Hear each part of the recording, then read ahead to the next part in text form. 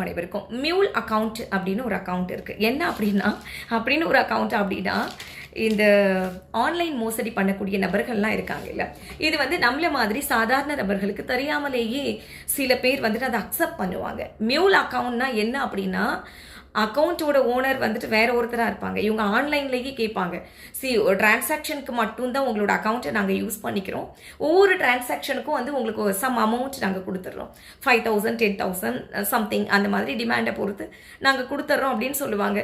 இவங்களும் விவரம் தெரியாதவங்களும் என்ன பண்ணுவாங்கன்னா அதை அக்செப்ட் பண்ணிப்பாங்க.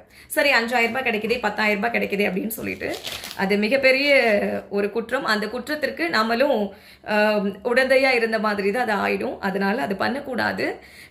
அக்கௌண்ட் ஓனர் வேற ஒருத்தவங்களா இருப்பாங்க.